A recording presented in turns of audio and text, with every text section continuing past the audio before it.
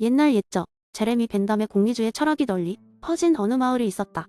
이 마을 사람들은 최대 다수의 최대 행복이라는 원칙에 따라 매일의 선택을 하고 있었다. 그러나 마을 사람들 사이에는 이 원칙을 제대로 이해하지 못해 웃음을 자아내는 일들이 종종 벌어지곤 했다. 그 마을에는 겉으로 보기에는 평범하지만 사실은 매우 특별한 양치기 네드가 살고 있었다. 네드는 매일 아침 황금빛 들판으로 자신의 양들을 몰고 나가 돌고 왔고 저녁이 되면 다시 마을로 돌아오곤 했다. 어느 날 네드는 들어보지 못한 우스꽝스러운 외침을 듣게 되었다. 네드, 오늘은 양고기를 구워 먹어야겠어. 그 말의 주인공은 다름 아닌 마을 촌장이었다. 촌장은 마을 사람들이 공리주의에 따라 그날의 저녁 메뉴를 결정하도록 돕고 있었다. 촌장의 설명에 따르면 마을에서 자정을 맞이하면 반드시 축제를 열어 그날 하루의 행복지수를 점검하고 다음 날의 최선의 선택을 결정하는 것이 마을의 전통이었다. 관례적으로 통닭구이를 먹었지만 때론 가장 많은 사람들에게 즐거움을 줄 수 있는 메뉴를 바꾸자는 의견이 많아지면서 이날은 양고기를 선택하게 된 것이다. 네드는 난처했다. 양치기로서 자신의 양이 최대 다수의 최대 행복을 위해 희생되어야 하는 상황이 영 탐탁치 않았기 때문이었다. 그러나 그는 공리주의의 정신을 존중하고 마을 사람들의 행복을 발전시키기 위해 딜레마에 빠지게 되었다. 그렇다면 과연 그의 양들을 포기해야 하는 걸까? 그는 밤새 캐럿 계산법을 이용해 수치를 계산하던 중 중요한 사실을 깨달았다. 마을 사람들은 양고기보다도 희생자 없이 안전하게 즐거움을 얻을 수 있는 더 많은 방법을 좋아한다는 것이다. 그래서 그는 촌장을 찾아가 제안했다. 촌장님, 제가 새로운 방식의 즐거움을 제안합니다. 바로 양과 함께하는 노래 대회입니다. 네드의 제안에 촌장은 잠시 고민하다가 노래와 춤으로 사람들에게 더 큰 쾌락을 가져다 줄 수 있을 것이라 확신했다. 그래서 양과 함께 즐길 수 있는 큰 축제가 열리게 되었다. 이 축제는 맛있는 음식과 달콤한 수박이 포함되었고 무엇보다도 양들이 마을의 일원으로 인정받아 버는 숫자로만 판단되지 않아야 할 존재가 되었다. 결국 그날 밤 네드와 그의 양들은 안전하게 축제를 마쳤고 마을 사람들은 끊이질 않는 웃음과 행복에 젖어들었다. 모두가 생각했다. 이것이야말로 진정한 최대 다수의 최대 행복이구나. 네드의 작은 발상이 마을의 통념을 바꾸고 사람들과 동물들이 조화롭게 공존할 수 있는 계기가 되었던 것이다. 그래서 이 마을은 끝없는 웃음과 행복으로 가득 찼다고 한다. 두 번째 이야기, 데이비드 휴메 인과론 비판을 바탕으로 세상에서 가장 신비로운 마을에 대한 이야기를 해드리겠습니다. 이 마을은 인과의 마을이라고 불렸습니다. 주민들은 특별한 능력을 가진 것으로 소문이 나 있었는데 그들은 모든 사건의 원인과 결과를 정확하게 알고 있다는 것입니다. 이 마을에 살면 두통이 왜 생기는지, 하늘이 왜 비를 내리는지, 아니면 왜 복권에 당첨되었는지 모든 것을 명확히 알 수 있다는 말이었죠. 그래서 멀리 떨어진 곳에서 많은 사람들이 이 마을을 찾아오곤 했습니다. 어떤 이들은 사업 투자에 실패하고 절망한 채 또 다른 이들은 사랑에 대해 답을 찾고자 찾아왔습니다. 그러나 모두가 알지 못하는 사실이 하나 있었으니 이 마을 주민들이 그렇게 확신에 찬 이유는 바로 그들이 데이비드 휴메의 이론을 철저히 배운 사람들이었기 때문이었습니다. 이들은 단순히 어떤 사건이 다른 사건 다음에 이어지는 것을 관찰하며 스스로 그 둘 사이에 인과관계가 있다고 믿는 습관을 가졌을 뿐 실제로는 두 현상 간의 필연성을 증명할 수 없다는 것을 알고 있었습니다. 예를 들어 어느 날 한 방문자가 물었습니다.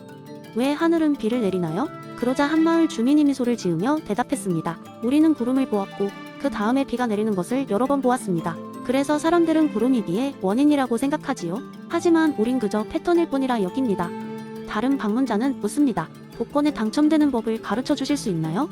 또 다른 주민이 웃으며 대답합니다. 우리가 당첨되었던 숫자와 당시의 날씨, 바람의 방향을 조사했지만 그 사이에 필연적인 연결이 있다고 확신할 수는 없어요. 그저 우리가 관찰한 결과일 뿐이죠. 시간이 흐르자 방문자들은 깨달았습니다. 인과의 마을 사람들이 가진 비밀은 사건들 간의 패턴을 인식하고 그것을 바탕으로 자신들의 기대를 조정하는 능력이었음을요. 그들은 미래를 예측하거나 과거를 정확하게 설명하는 것이 아니라 관찰된 경험을 바탕으로 기대를 형성하고 이를 유연하게 변화시키는 방법을 알고 있었던 것입니다. 마을을 떠나며 방문자들은 이해하게 되었습니다. 휴미 말했듯 인과관계란 단지 습관적 기대일 뿐 그것에 너무 의존하지 않는 것이 중요하다는 것을 말이죠. 세상 모든 일이 반드시 원인과 결과로 연결되는 것은 아닐지도 모른다는 깨달음과 함께 그들은 자신의 삶 속에서 새로운 경험을 즐길 준비를 하며 돌아갔습니다. 그리고 그 후로도 인과의 마을은 여전히 신비로움을 간직한 채 사람들의 상상 속에서 다양한 해석을 나며 전해지곤 합니다. 휴미 철학적 통찰은 이렇게 먼 세상에서까지 보많은 사람들에게 여운을 남기고 있었으니까요. 세 번째 이야기, 옛날 옛적 한 작은 마을에 철학을 사랑하는 올리버라는 남자가 살고 있었습니다. 올리버는 항상 우주의 비밀을 탐구하며 인생의 의미를 찾는 것이 자신의 운명이라고 믿었습니다. 어느 날 그는 마을의 커다란 나무 아래에 앉아 사색에 잠겼습니다. 그의 곁에는 언제나 그렇듯이 그의 고양이 펠릭스가 함께 있었습니다. 갑자기 올리버의 마음에 트인 의문 하나가 떠올랐습니다. 왜 이 모든 것이 존재할까? 이 세상은 어떻게 여기까지 오게 된 걸까? 그는 자신의 의문을 마음속에서만 간직할 수 없어서 오랜 친구인 마을의 요리사 루카스를 찾아가 자신의 의문을 나누기로 했습니다. 루카스, 당신은 수프의 비법을 안다며요. 그걸 만들어내기까지 얼마나 많은 것들이 필요했던가요? 올리버가 물었습니다. 루카스는 웃으며 대답했습니다. 수프에는 그야말로 다양한 재료가 필요하지요. 버섯, 당근, 육수, 모든 것이 합쳐져서 하나의 완벽한 맛을 만들어냅니다. 올리버는 수프를 예로 들면서 설명을 이어갔습니다. 그런 수프의 맛처럼 우주의 존재에는 수많은 원인들이 뒤얽혀 있을 거예요. 그런데 말이죠. 이런 원인들이 도대체 어디서 시작됐을까요? 모든 것의 시작점은 무엇인가요? 루카스는 잠깐 생각하더니 되물었습니다. 그럼 올리버, 당신 말은 모든 수프의 첫 번째 재료가 무엇이냐는 것인가요? 올리버는 고개를 끄덕였습니다. 정확히 그렇죠. 바로 모든 원인의 최초, 제일 원인 말이에요. 우리의 존재, 이 모든 것의 근원이 무엇인가 하는 문제죠. 그러자 루카스는 다시 쿠킹 포트를 들고 조용히 중얼거렸습니다. 그게 신이라는 것이군요. 모든 요리는 주방장이 시작하듯이 우리가 존재하는 데는 시작을 만든 뭔가가 있다 생각하시나 봅니다. 올리버는 눈을 반짝이며 말했다. 그렇죠. 아퀴나스라는 철학자가 말하길 모든 것은 원인이 있고 그 끝에는 제일 원인, 바로 신이 있다고 주장했어요. 무한히 뒤로 갈 수 없는 이 원인들의 끝자락에 도달하면 결국에는 시작을 만든 무언가가 존재할 수밖에 없겠죠? 그날 오후 올리버와 루카스는 함께 수프를 만들었습니다. 두 사람은 수프 안의 재료 하나하나를 살펴보며 각각의 재료가 왜 그 자리에 있는지, 그리고 그들의 조합이 어떻게 하나의 완벽한 수프가 되는지를 생각했습니다. 마치 그들이 이야기한 우주의 제일 원인처럼 말이죠. 그리고 올리버는 그런 결론을 내렸습니다. 우리가 이 세상의 비밀을 모두 이해할 수는 없을 테지만 최소한 우리는 존재의 진행 과정에서 일어나는 이러한 놀라움과 미스터리를 이해하려는 노력을 멈출 수는 없어야 해요. 그리고 그 첫 번째 원인이 무엇이든 그것이 우리에게 지금 여기 있게 해준 것이라면 그것만으로도 감사한 일 아닐까요? 루카스는 그 이야기를 들으며 사람들에게 요리 수업을 할 때마다 이 멋진 이야기를 전해주기로 했습니다. 이렇게 두 사람은 맛있는 수프를 통해 철학적 메시지를 즐겁게 전달하며 마을 사람들에게 존재의 재미와 미스터리를 일깨워준 것입니다. 네 번째 이야기, 옛날 옛적 어느 마을에는 무질서와 혼돈이 가득한 시절이 있었습니다. 이 마을의 이름은 에버디스였고 이곳의 주민들은 매일매일 만인에 대한 투쟁 속에서 살아가고 있었습니다. 에버디스는 자연이 준 자원은 풍부했지만 사람들은 모두 자신의 이익만을 추구하느라 협력은커녕 서로 견제하고 싸우기 바빴습니다. 밤마다 누군가 사과 하나를 두고 싸우고 산 넘어 물고기 한 마리를 잡아오기 위해 칼을 갈며 대립했습니다.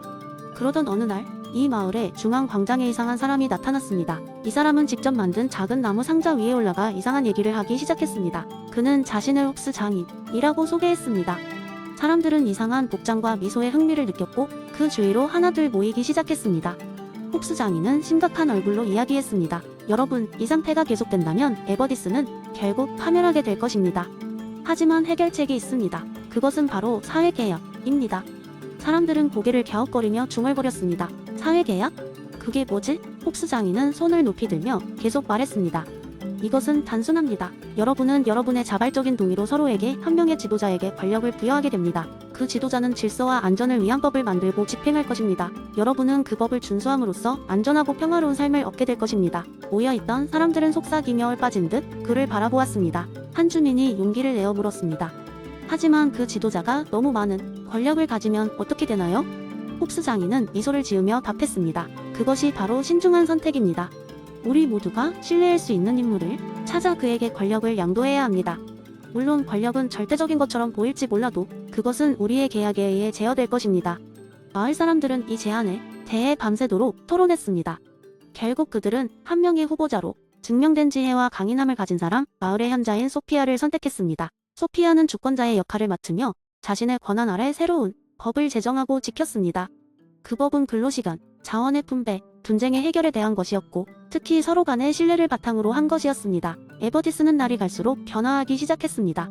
사람들은 안심하고 잠자리에 들 수 있었고 이웃과 협력하여 농사를 짓고 장사를 하기 시작했습니다. 그들은 더 이상 사과 한 알이나 물고기 한 마리에 목숨을 걸지 않았습니다. 그들은 이제 서로의 안전과 번영을 위해 함께 일하는 공동체가 되었습니다. 홉스 장인은 마을을 떠나면서 말했다고 합니다. 사회계약이란 사람들의 마음속에서 그리고 그들의 행동 속에서 살아 숨쉬는 것입니다. 그리고 그것은 항상 갱신되고 지켜져야 할 것입니다. 그리하여 에버디스의 전설은 사회개혁이라는 이름 아래 마을 주민들 각자의 마음에 깊이 새겨졌고 홉스장인의 이야기는 웃음과 격려 속에 오랜 세월 간전해져 내렸습니다. 이로써 에버디스는 질서와 평화를 찾은 모든 이들에게 살아있는 교훈의 마을로 남게 되었습니다.